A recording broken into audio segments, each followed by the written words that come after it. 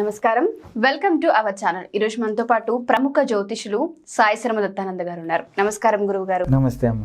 గురువు గారు, చాలా మందికి ఏంటి అంటే జాతకం అనేది హస్త సాముద్రికం ప్రకారం చెప్తూ ఉంటారు, కానీ మన అరచేతిలో బొటనవేలు ద్వారా అసలు జాతకం అనేది ఎలా చెప్తారు? శ్రీమాత్రే నమః, శ్రీ గురుభ్యో నమః, హరి ఓం. మనకి జాతకపరంగా చూసుకుంటే అసలు జాతకంలో హస్త సాముద్రికానికి, సంఖ్యాశాస్త్రానికి, జ్యోతిష్యానికి వీటన్నిటికీ కూడా ఒక్కొక్క దానికి ఒక్కొక్క ప్రావీణ్యతం సాధిస్తూ ఉంటారు చాలామంది కూడా. అంటే ఈ విధంగా నేను ఖచ్చితంగా ఇది చెబితే జరిగిపోతుంది అంటుంటారు. అలా అన్నిటిలో కూడా ఉంటుందన్నమాట. అయితే దీనిలో మనం హస్త సాముద్రికంలో ఇప్పుడు ఒక వ్యక్తిని బాగా నమ్మడం జరుగుతుంటుంది. మనం ఇతను చూడంగానే చాలా మంచివాడు అని మనసులో చాలా కూడా అతని మీద మంచి ఒపీనియన్ పెట్టుకుంటాం. అంటే ఇతను ఏ పనైనా సక్సెస్ సాధిస్తాడు, లేదంటే ఇతనికి అప్పచెప్పామంటే ఖచ్చితంగా అయిపోతుందిరా. మనం ఒకరి దగ్గరికి వెళ్ళామనుకోండి, ఒక స్నేహితుడిని తీసుకొని వెళ్ళామనుకోండి, వాడికి మనం చెప్తూ ఉంటాం ఇతని దగ్గరికి వెళ్తే ఖచ్చితంగా పని అయిపోతుంది, ఏ పనైనా సరే అంత ఖచ్చితంగా చేయగలుగుతాడంటే. అంటే ఇలా ఎలా అంటే ఒక్కొక్క మనిషిని మనం ఎలా అంచనా వేయగలుగుతున్నామంటే దీనికి అన్నిటికి కూడా జాతకం చాలా విధంగా మనం పరిశీలిస్తే కొన్ని విధాల్లో తెలుస్తుందన్నమాట. హస్త సాముద్రికంలో ఒక్కొక్క స్థానం ఒక్కొక్కటి అనేది మనం పోయిన వీడియోలో చెప్పుకున్నాం. అసలు హస్త సాముద్రికం అంటే ఏంటి, హస్త సాముద్రికం ద్వారా ఏం తెలుస్తుంది. అదేవిధంగా ఇప్పుడు మనం ఒక వ్యక్తిని నమ్మి డబ్బులు ఇస్తామండి. నాకు ఉద్యోగం రావాలనో, లేదంటే నాకు ఈ పని చేసి పెట్టనో, ఖచ్చితంగా అతను నమ్మినప్పుడు అతను మంచివాడా కాదా అనేది ఎలా తెలుస్తుందంటే ముందు హస్తంలో ఉన్న వేళ్ళ బట్టే తెలుస్తుంది.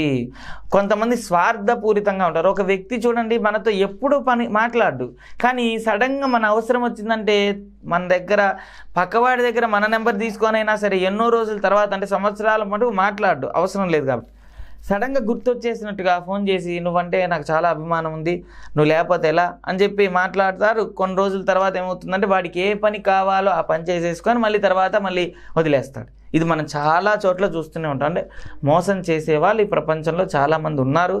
అయితే అది ఎలా తెలుస్తుంది అంటే హస్తంలో మనం చూస్తే కనుక ఈ బొటనవేలు ద్వారానే మనిషి యొక్క జాతకం, జీవితం అంటే యథావిధిగా తెలుస్తుంది.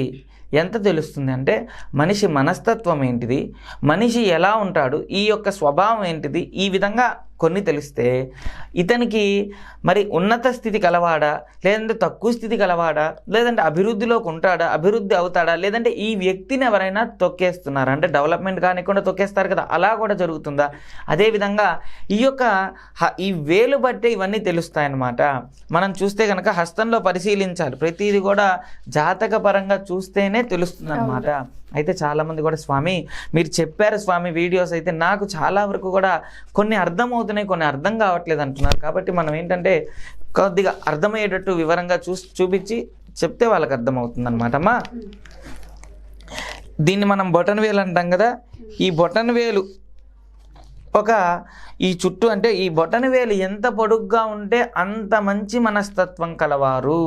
లోపల ఒకటి పెట్టుకొని బయటకు నటించే స్వభావం ఉండదు. అదేవిధంగా వీళ్ళల్లో ఉన్న మంచి గుణం ఏంటంటే 10 మందికి చెప్పి ఏదైనా సరే, అంటే మంచి ఉందనుకోండి ఖచ్చితంగా 10 మందికి సహాయం చేయాలి. ఇప్పుడు ఒక లోన్ వస్తుంది అనుకోండి, ఒక ఎగ్జాంపుల్, ఒక లోన్ వస్తుంది అనుకోండి గవర్నమెంట్ తరపున, నా ఒక్కడికి కాదు 10 మందికి కూడా రావాలి అని చెప్పి 10 మందికి చెప్పే గుణం ఉంటుంది. అదేవిధంగా ఒకరికి సహాయం చేయాలి. ఇప్పుడు ఒక వ్యక్తి ఉన్నారు, 10 మంది కూలీల్లో ఒక వ్యక్తి ఉన్నారు అనుకోండి, ఇలాంటి స్వభావం వ్యక్తి 100 రూపాయలు ఇచ్చి నలుగురు తీసుకోండి అని చెప్పి అతను వెళ్ళిపోయారు ఒక ఆయన. కానీ ఈ వ్యక్తి ఏం చేస్తాడంటే 10 మందికి కూడా ఖచ్చితంగా అందరికీ ఎంత ఇవ్వాలో అంత ఇస్తారనమాట, అలాంటి స్వభావం. అయితే దీనిలోనే రకాలు ఉన్నాయన్నమాట. ఇప్పుడు మనం చూసుకుంటే కనుక బొటనవేలు చాలా చిన్నగా పొట్టిగా ఉంటుంది.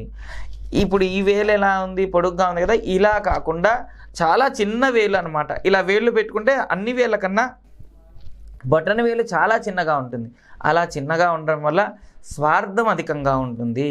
అంటే సహజంగా చిన్నప్పటి నుంచి కూడా వాళ్ళ ఆలోచన ఏంటంటే నేనే అందరూ నన్ను మోసం చేశారు కాబట్టి నేను అందరి దగ్గర కూడా రూపాయి తీసుకోవాలి, అలాంటి స్వభావం ద్వారా స్వార్థం ఏర్పడుతుంది. అంటే వాళ్ళు జన్మతః కాదు, కొన్ని ఇప్పుడు చేయాల్సిన పనులు ఉంటాయి, కొన్ని అనవసరంగా కూడా ఒక వ్యక్తికి సహాయం చేయడం వల్ల వాడు మోసం చేసిన వీళ్ళకేమో అనపడుతుందంటే స్వార్థపూరితమైన గుణం వస్తుంది.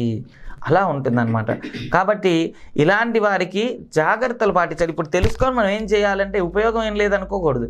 ఓహో, మనం ఒక వ్యక్తిని నమ్ముతున్నాం, ఒక ₹1,00,000 ₹1,00,000 ₹1,000 మనం ఒకడికి వ్యక్తికి ఇస్తున్నప్పుడు అందుకే కొన్ని దానాలు కూడా అపాత్ర దానం పనికిరాదు. అంటే ఒక వ్యక్తికి ఇవ్వాల్సిన వ్యక్తికి కాకుండా వేరే వాడికి అనవసరమైన వ్యక్తికి ఇవ్వడం వల్ల మనకి దోషాలు వస్తాయంట. అలానే మనం నమ్మి చాలామందికి ₹1,00,000 ఇచ్చేసామండి, రేపు ఇస్తాను రా ఏదో ప్రేమగా అడిగాడని ఇచ్చేస్తాం. మన దగ్గర లేకపోయినా అప్పు చేసానో ఏదో స్నేహితుల పరంగానే ఇప్పిస్తాం. వాడు ఏం చేస్తారంటే, మంచి వాళ్ళైతే ఈ వేల ద్వారానే తెలుస్తుంది. అందుకే మనం ఇవి చూసుకోవాలి. కొన్ని మనం చూసుకోకుండా చాలామంది ఇచ్చేస్తుంటారు, డబ్బులు రావు. అప్పుడు ఏం చేస్తుంటారు, స్వామి మేము ఇచ్చిన డబ్బులు రావట్లేదు, మా చుట్టూ ఎక్కడ జనాల చుట్టూ తిరుగుతూనే ఉన్నారు, చూస్తూనే ఉన్నాం కదా. అలాంటి బాధలు పడకుండా ముందుగా ఈ యొక్క వ్యక్తికి తనకు కూడా చూసుకోవాలి. ఫస్ట్ ఇలా ఈ వేలుంటే ఈ ఫలితం ఉంటుందన్నమాట. ఈ వేలుంది చూసారా, ఇది ఎంతైతే వెనక్కి బాగా వంగుతుందో, అంటే బాగా ఇట్లా వెనక్కి వంగితే అధికమైన ఖర్చు చేస్తారు. అంటే ఖర్చు చేసేటప్పుడు మన అనేది ఉండదు. చిన్న ఎగ్జాంపుల్, ఒక హోటల్కి వెళ్ళారనుకోండి, 10 మందితో వెళ్ళగానే ఇతనే బిల్లు కడతాడు ముందు.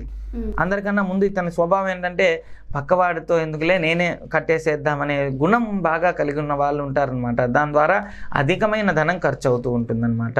అదేవిధంగా కొంతమందికి ఈ విధంగా నిటారుగా ఉండటం వల్ల మంచి ఫలితం అని చెప్పాం కదా. ఈ రేఖలు మనం చూస్తే కనుక ఇక్కడ చూడండి, దీనికి 1, 2 ఉంటాయి. ఇక్కడ కనుక ఇలా ఉందనుకోండి, దీన్ని గోధుమ గింజాకారం అంటారు. చూడండి, పరిశీలిస్తే ఇది ఇలా ఉన్నవారికి తిండి పరంగా ఇబ్బంది రాదు. ఎక్కడికి పోయినా తిండి దొరుకుతుంది ఖచ్చితంగా. అంటే జనాలకి, ఎందుకంటే మంచి అన్నీ తెలుసుకోవాలి ఫస్ట్. ఇప్పుడు ఎక్కడికైనా వెళ్ళారనుకోండి, చాలామందికి తిండి లేక చాలా బాధలు పడుతున్న వాళ్ళు మనం చూస్తూనే ఉంటాం. కానీ కొంతమంది వీడికే రా, ఎక్కడికి పోయినా తిండి దొరుకుతుందిరా, వీడి అదృష్టం రా అంటారు. అవునా కదా కొంతమందికి. దానికి కారణం ఏంటంటే, ఈ రేఖ ఉండటం వల్ల వారికి ఆ తిండి అనేది లభిస్తూ ఉంటుందన్నమాట. కాబట్టి ఈ యొక్క స్థానానికి అధిపతి శుక్రుడు అనమాట. శుక్రుడు ఎప్పుడైతే ఇక్కడ బియ్యపు గింజ ఉంటుందో ఖచ్చితంగా కూడా వారికి అన్ని విధాలుగా తిండి పరంగా ఇబ్బంది ఉండదు, ఆరోగ్యంగా ఉంటారు అని చెప్పి దాని అర్థం అనమాట. అయితే ఇక్కడ చూడండి, ఇక్కడ అడ్డగీతలు ఉంటే కనుక, కిందకి అడ్డగీతలు ఉంటే కనుక ఇతన్ని చాలామంది తొక్కేస్తున్నారు, డెవలప్మెంట్ కానియకుండా చేస్తున్నారు, కావాలని చెప్పి తొక్కేస్తున్నారని చెప్పి దాని అర్థం అన్నమాట. అంటే మనం చేయి చూడంగానే మీరు చాలా తక్కువ స్థాయి నుంచి వచ్చారు, చాలా తక్కువ స్థాయిని మీద అనగానే వారికి అవును అనే భావన కలుగుతుంది. ఎందుకంటే వాళ్ళు ఫస్ట్ నుంచి ఆ రేఖ ఉండటం వల్ల. అదేవిధంగా ఈ రేఖ కాకుండా నిలువుగా ఉన్న రేఖ ఉందనుకోండి, నిలువు రేఖలు ఉంటే కనుక మంచి స్థితి కలుగుతుంది. చదువులో బాగా కూడా అందరి సహాయం అందుతుంది. కొంతమంది చదువుతుంటారు చూడండి, 10th క్లాసు, నా దగ్గర డబ్బులేం లేవు అంటుంటారు, కానీ చదువుతుంటారు. ఎలా ఎవరో ఒకరు చదివిస్తూ ఉంటారు చూసారా, అలా కూడా సహాయం అందటానికి ఆ రేఖ ఉపయోగపడుతుంది అనమాట. కాబట్టి అంటే ఇంపార్టెంట్ అయిన రేఖలు జీవితంలో చాలా ఉంటాయి. మనకేంటంటే జనాలకి ఏదో 4 రేఖలు చూసేసి ఇదంతా కూడా లేదు అనేసేసి కొంతమంది ఉంటారు కదండి, భ్రమించే వాళ్ళు ఉంటారు. కానీ వాస్తవంగా ఇది యథార్థం. చూడండి, ఈ విధంగా ఉంటే ఈ విధంగా ఉంటుందన్నమాట. అయితే ఇలా మంచి స్థితి అయిన రేఖలు ఉన్నప్పుడు మంచి డెవలప్మెంట్ అయినట్టు అనమాట. అలాంటి టైంలో కొంతమంది ఏంటంటే అనవసరమైన ఖర్చు చేసి తక్కువ స్థాయికి వెళ్ళిపోవడం, జనాల నుంచి తక్కువగా నీచంగా వెళ్తూ ఉండటం జరుగుతుంది. అది ఎలా తెలుస్తుంది అంటే, దీని మీద అడ్డగీతలు ఉంటాయన్నమాట. అర్థమైందా? ఫస్ట్ అడ్డరేఖలు ఉన్నాయనుకోండి, చాలామంది తొక్కేశారు, డెవలప్మెంట్ కాకుండా ఉన్నారని. అది కాకుండా నిలువు రేఖలు ఉన్నాయనుకోండి, మంచి స్థితికి అన్నిట్లో కూడా డెవలప్మెంట్ ఉంటుంది అని. అదేవిధంగా ఆ డెవలప్మెంట్ అయిన తర్వాత అడ్డరేఖలు ఉన్నప్పుడు జాగ్రత్త పడాలి. ఫస్ట్ లేనప్పుడు ఏం బాధ లేదు, ఉన్నప్పుడు ఏం బాధ లేదు. ఈ ఉన్న స్థితికి వచ్చేసిన తర్వాత మళ్ళీ తక్కువ స్థాయికి వెళ్తున్నారంటే ఈ రేఖలు చూసుకోవాల్సిందే, లేదంటే అది ప్రాబ్లం అనమాట. కాబట్టి ఈ యొక్క వేలు ద్వారానే జీవితం అనేది తెలుస్తుంది. మీరు అన్నట్టుగానే వేలు ద్వారా అన్నారు కాబట్టి అడుగుతున్నాను. కొంతమందికి ఆ గీతల వల్ల ఎఫెక్ట్ కూడా ఉంటుంది అని అన్నారు కదా, ఇఫ్ ఇన్ కేస్ బాగా లేకపోతే వాళ్ళకి ఏమైనా రెమెడీస్ ఇస్తారా? మంచి ఫలితం అన్నారు. ఈ రేఖల ద్వారా వీరికి మారాలి అంటే ఎప్పుడైనా గుర్తుంచుకోండి, కూర్చొని నేను మారాలి అంటే కుదరదు, ప్రయత్నించాలి. ఆవు నెయ్యి ఒరిజినల్ ఉందనుకోండి, ఆవు నెయ్యి చేతికి రాసుకొని రోజు సూర్య నమస్కారం చేసుకోవాలి. 6 నెలల పాటు సూర్య నమస్కారం చేసుకోవడం వల్ల మంచి ఫలితం వస్తుంది. ధన సంపాదన సమృద్ధిగా సంపాదించగలుగుతారు, మంచి స్థితి కలుగుతుంది. రోజు సూర్య నమస్కారం చేసుకోవాల్సిందే. ఆవు నెయ్యి ఇలా ఉంది కదా, ఇలా రాసేసుకొని ఈ యొక్క స్థానానికి అధిపతి ఎవరు? శుక్రుడు. శుక్రుడు మనకి ఎప్పుడైతే మంచి స్థితిలో ఉంటాడో, మంచి మార్గానికి అన్నిట్లో కూడా మంచి కారకుడు అనమాట. కాబట్టి పెళ్ళి అవ్వాలన్నా, పెళ్ళైన తర్వాత భార్యాభర్తల మధ్య కలిసి ఉండాలన్నా, అన్నిట్లో సఖ్యత ఉండాలన్నా, బంధువుల నుంచి సపోర్ట్ రావాలన్నా, అదేవిధంగా బంధువర్గాలంతా కూడా మనకు సపోర్ట్ రావాలన్నా, అన్నిటికీ కూడా ఇదే మెయిన్గా బాగా వర్తిస్తుంది అనమాట. కాబట్టి ఈ శుక్రుడి యొక్క ఈ వేలు ద్వారా ఈ ఫలితం ఉంటుందన్నమాట.